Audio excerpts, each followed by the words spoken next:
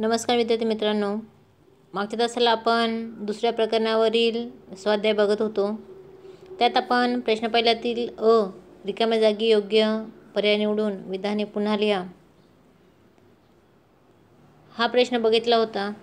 त्यानंतर पुढे योग्य जोड्या जुळवा, योग्य शब्द, शब्दसमूह, संज्ञा लिहा, त्यानंतर चूक की बरोबर ते लिहा,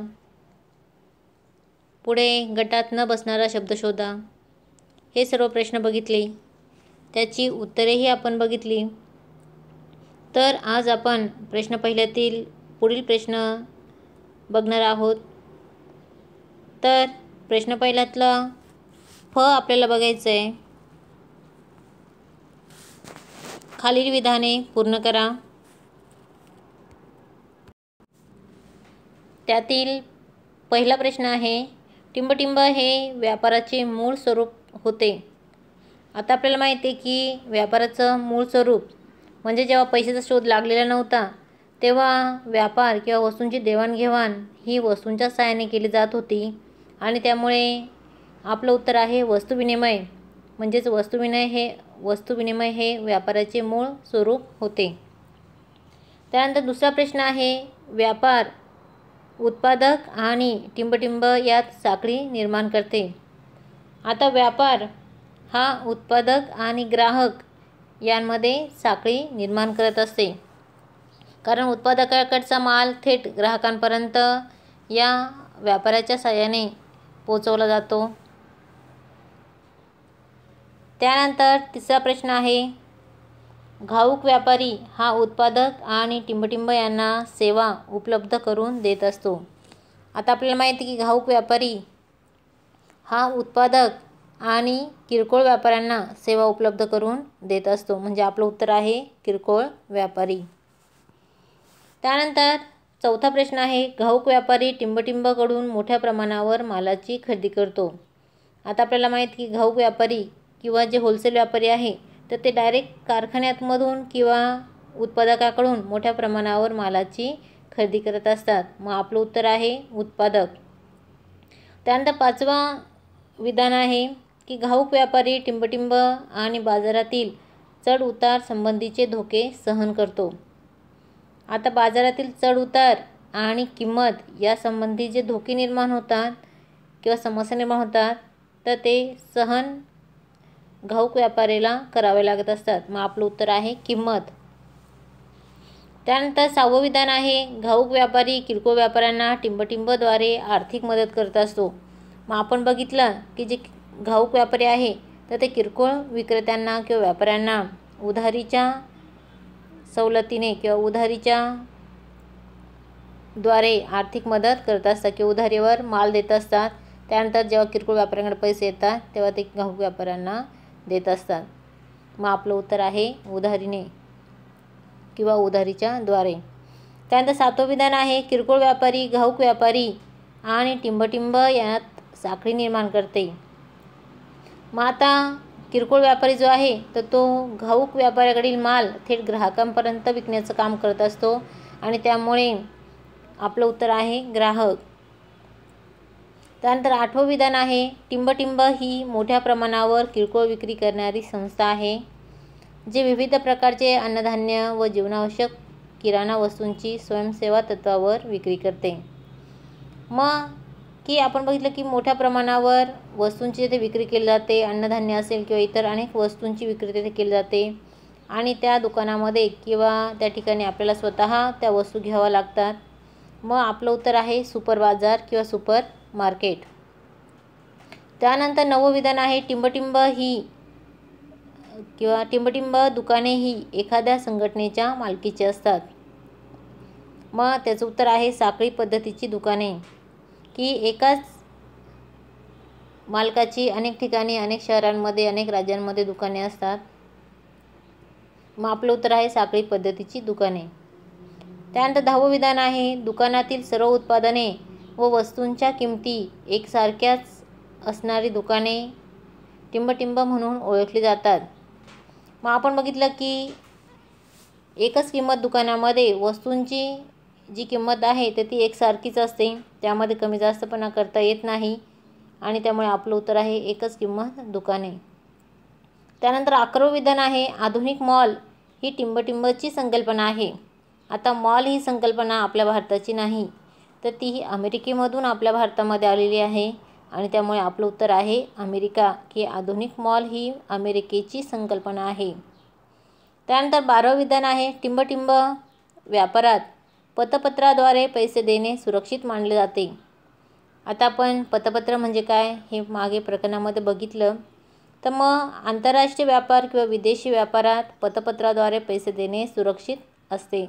मग आपलं उत्तर आहे विदेशी व्यापारात किंवा आंतरराष्ट्रीय व्यापारात असं लिहिलं तरी चालेल. तर पुढे मी तुम्हाला त्याची उत्तरंही दिलेली आहेत. तुम्ही तुमच्या वहीमध्ये प्रश्न आणि उत्तरं लिहून ठेवा. त्यानंतर पुढे प्रश्न पहिल्यातलं ग दिलेलं आहे, कंसातील अचूक पर्याय निवडा.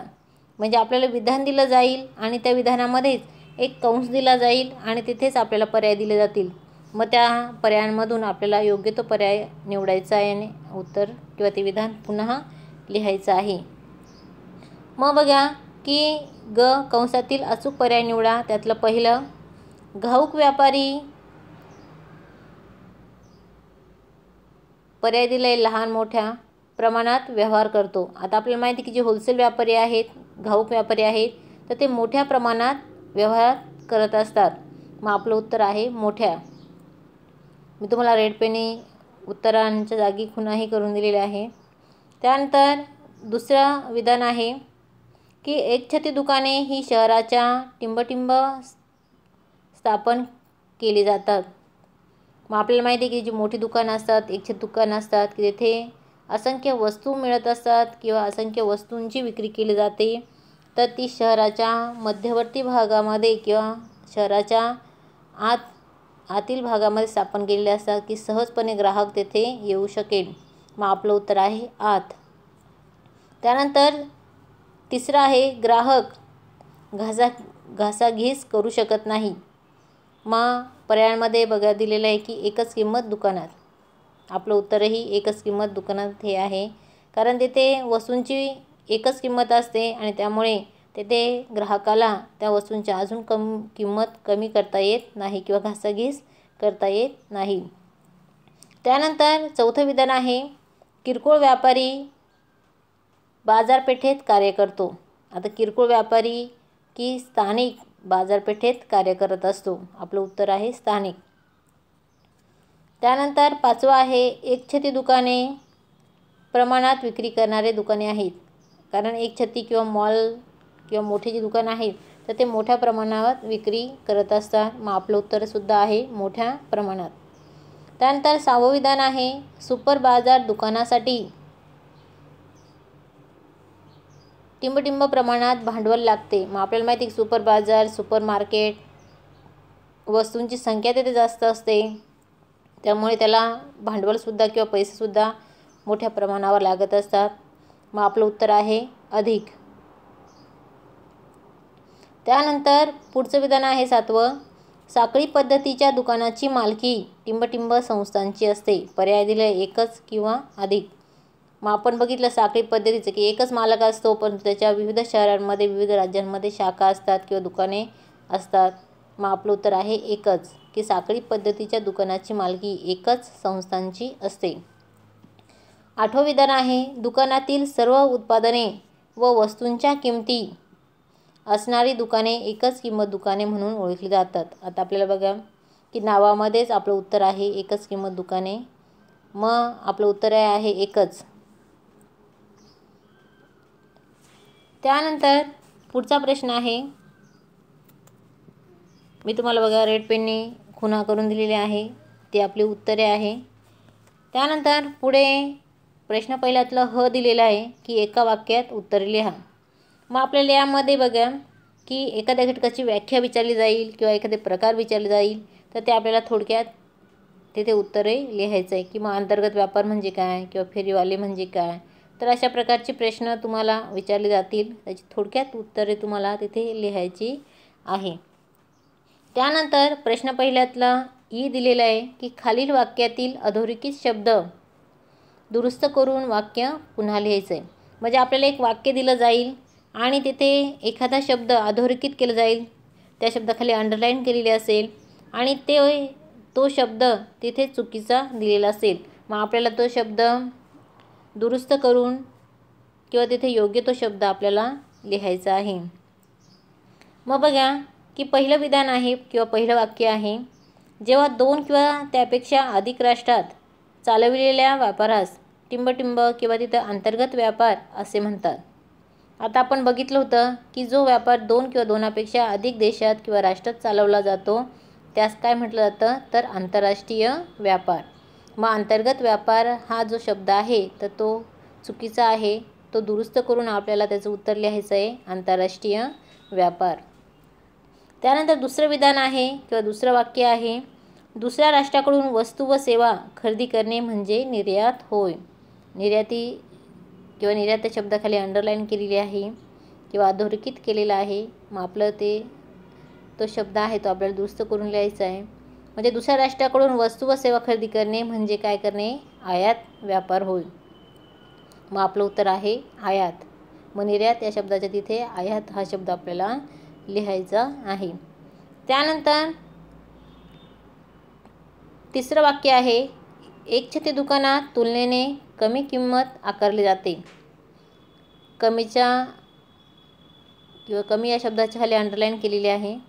मग आपण एकछत्री दुकान बघितलं, आपण मॉलमध्ये जरी गेलो तर जे स्थानिक दुकाने आहे तर त्या दुकानांपेक्षा एकछत्री दुकानांमध्ये किंवा मॉलमध्ये आपल्याला वस्तूंची किंमत ही थोडीशी जास्त असलेली बघायला मिळते. मग आपलं उत्तर आहे जास्त. म्हणजे एकछत्री दुकानात तुलनेने जास्त किंमत आकारली जाते. त्यानंतर आहे की पुढचं चौथं, घाऊक व्यापारास कमी भांडवलाची गरज असते. आता बघा की पुस्तकामध्ये की कमी या शब्दाच्या खाली अंडरलाईन केलेली आहे, परंतु इथे घाऊक व्यापारास या ठिकाणी अंडरलाईन केलेली आहे. तर घाऊक व्यापारास या शब्दाखाली अंडरलाईन असेल तर तिथे आहे किरकोळ व्यापारी आपलं उत्तर, परंतु कमी या शब्दाखाली अंडरलाईन करायचे आहे, त्यामुळे आपलं उत्तर आहे जास्त. म्हणजे घाऊक व्यापारास जास्त भांडवलाची गरज असते. त्यानंतर पाचवं आहे की विविध राष्ट्रांचे जकात कर अंतर्गत व्यापारावर परिणाम करतात. आता विविध राष्ट्राचे जकात कर अंतर्गत व्यापारावर परिणाम करतात. अंतर्गत व्यापारावर या शब्दाखाली अंडरलाईन केलेली आहे, तर आपलं उत्तर आहे आंतरराष्ट्रीय व्यापारावर परिणाम करतात. म्हणजे विविध राष्ट्रांचे जकात कर हे आंतरराष्ट्रीय व्यापारावर परिणाम करत असतात. पुढे मी तुम्हाला त्याची उत्तरंही दिलेली आहेत. त्यानंतर पुढे आपल्याला प्रश्न पहिल्यातलं ज दिलेलं आहे, योग्य क्रम लावा. म्हणजे आपल्याला विधाने दिले जाईल किंवा शब्द दिले जातील आणि त्याचा क्रम लावलेला नसेल, तो आपल्याला योग्य क्रमाने लावायचं. म्हणजे 1 2 3 4 5 या योग्य क्रमाने आपल्याला ते लावायचे आहे. तर मग बघा पहिलं विधान दिलेलं आहे किंवा प्रश्न पहिल्यातलं ज मधलं पहिलं आपण बघू की पहिलं दिलं आहे किरकोळ व्यापारी, ग्राहक, उत्पादक, घाऊक व्यापारी. तर याचा योग्य क्रम आपल्याला लावायचा आहे. मग यातील पहिलं येतं किंवा पहिला शब्द किंवा पहिला घटक येईल उत्पादक, की जो वस्तूंचं उत्पादन करतो.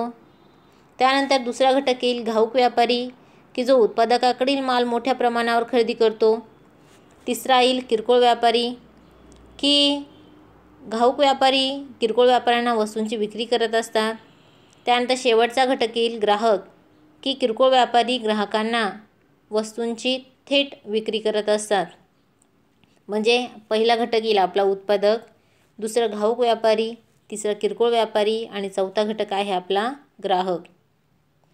त्यानंतर दुसरा प्रश्न आहे की त्यामध्ये दिलेले आंतरराष्ट्रीय बाजार, स्थानिक बाजार, राष्ट्रीय बाजार, राज्यस्तरीय बाजार. थोडक्यात इथं बाजाराचे आपल्याला प्रकार दिलेले, पण आपल्याला ते योग्य क्रमाने लावायचे. मग त्यामध्ये पहिला बाजार येईल स्थानिक बाजार, की आपल्या गावातला बाजार स्थानिक बाजार. दुसरा येईल राज्यस्तरीय बाजार, तिसरा येईल राष्ट्रीय बाजार आणि चौथा येईल आंतरराष्ट्रीय बाजार. त्यानंतर पुढे दिलेलं आहे आयात अवस्था, आयात पूर्वीची अवस्था, आयातीनंतरची अवस्था, प्राथमिक अवस्था. मग याचा आपल्याला योग्य क्रम लावायचा आहे. पहिलं येईल प्राथमिक अवस्था. आपण अवस्था बघितल्या बघा, आयातीची कार्यपद्धती बघितली, त्यामध्ये आपण विविध अवस्था बघितल्या.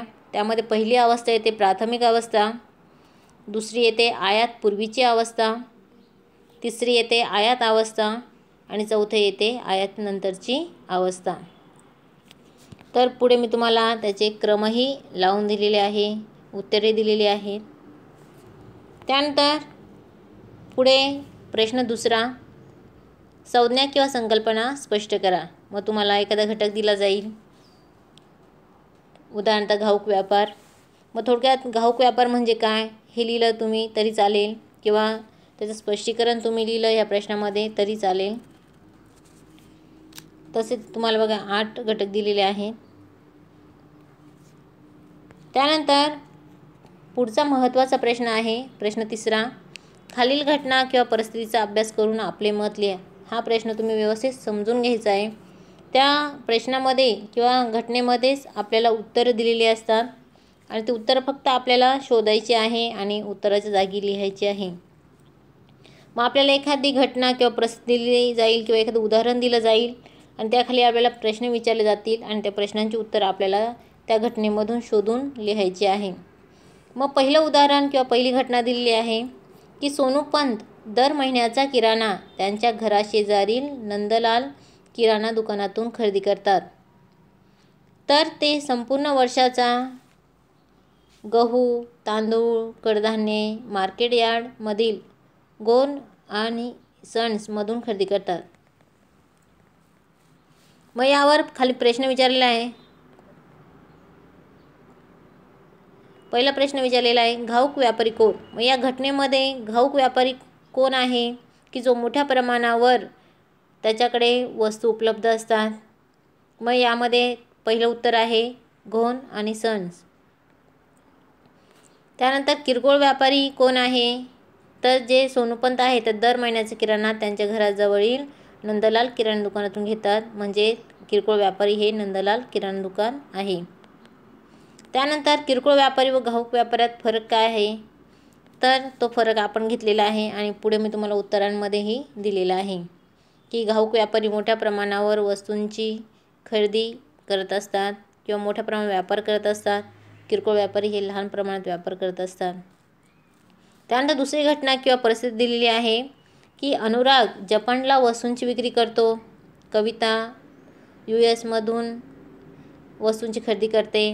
तर गणेश कच्चा माल दक्षिण आफ्रिकेला किंवा दक्षिण आफ्रिकेतून खरेदी करतो आणि त्यावर प्रक्रिया करून वापरायोग्य वस्तू मलेशियाला विक्री करतो.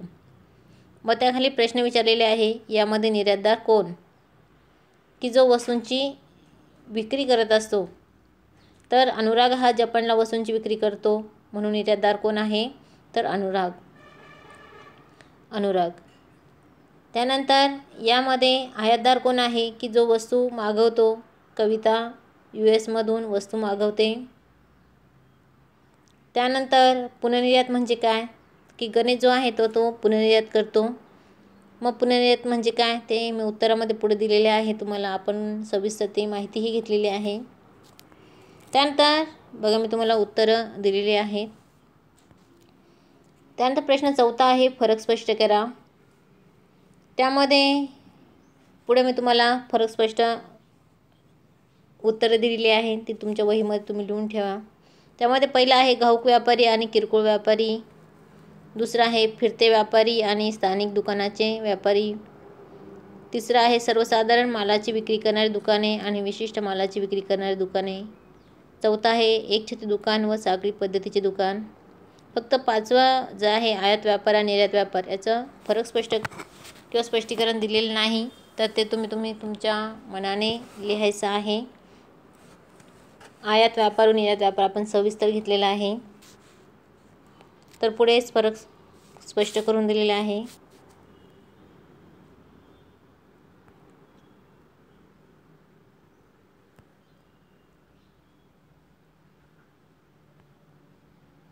त्यानंतर प्रश्न 5वा आहे की खालील प्रश्नांची थोडक्यात उत्तर लिहा.